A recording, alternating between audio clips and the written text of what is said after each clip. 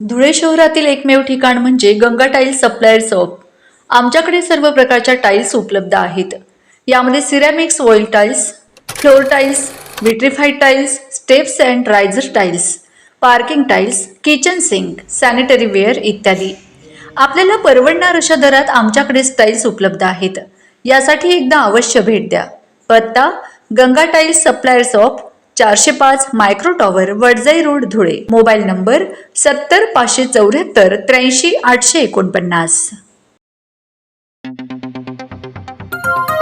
आपण बघत आहात डिजिटल इंडियाचे डिजिटल न्यूज। ठाम मत मराठी न्यूज। नमस्कार। आजच्या ठळक बातम्या। धुळ्यात वादळी पावसाचा कहर, शेतकऱ्यांचे लाखोंचे नुकसान, तातडीच्या मदतीची मागणी।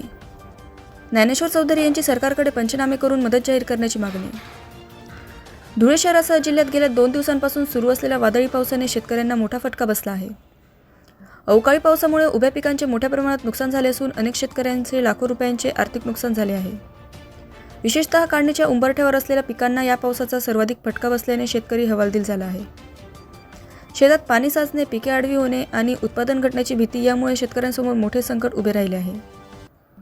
या पार्श्वभूमीवर सामाजिक कार्यकर्ते ज्ञानेश्वर चौधरी सोनगीर यांनी शासनाचे लक्ष वेधले आहे।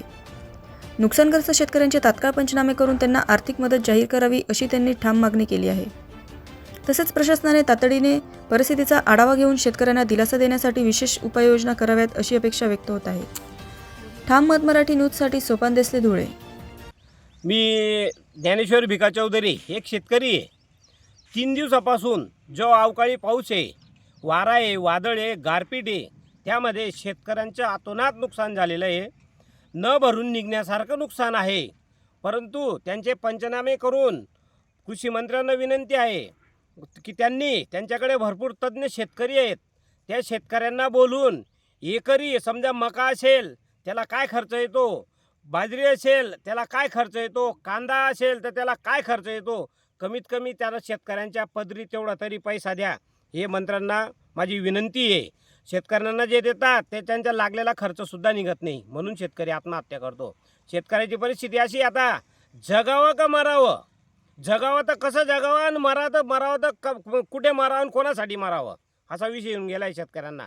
तरी विनंती आहे कृषी मंत्र्यांना, त्यांच्याकडे पाहून त्यांच्या हाल अपेष्टा ज्या होत आहेत त्याच्यावर लक्ष केंद्रित करून तलाठी, सर्कल साहेब यांना वरून तुम्ही आदेश द्या, ताबडतोब पंचनामा करा आणि पंचनामे करून त्यांना ताबडतोब पैसे द्या, ही विनंती आहे। आणि दुसरा विषय आमचा असा आहे, जे शेतकऱ्यांना कर्जमाफी दिलेली आहे। आता जो एखादा शेतकरी आहे त्याला त्याचं जर राहणीमान उंचवायचं आहे, त्याला चांगल्या पद्धतीने जीवन जगायचं आहे, त्याला दुसरा पर्यायी व्यवसाय जर करायचा आहे तर तो शेतकरी रिटर्न दाखल करतो। आणि वरून असे निकष लावतात की जो रिटर्न दाखल करत असेल त्याला नुकसान भरपाई देऊ नका, त्याला सवलत देऊ नका। तो शेतकरी रेग्युलर असतो, त्याची पत वाढवण्यासाठी तो रेग्युलर ठेवतो, त्याला 1 रुपया मोबदला मिळत नाही। आणि जे थकवत आहेत त्यांना आता दुसऱ्यांदा मोबदला मिळतो आहे, तर असा अन्याय का म्हणून करतात? असा अन्याय न करता जे उलट रेग्युलर असतील त्यांना अगोदर सवलत द्या, आणि जे थकलेले असतील त्यांना भले व्याज माफ करा, आणि द्यायचं असेल तर माझं दुमत नाही, त्यांनाही सवलत द्या, त्यांचेही कर्ज माफ करा।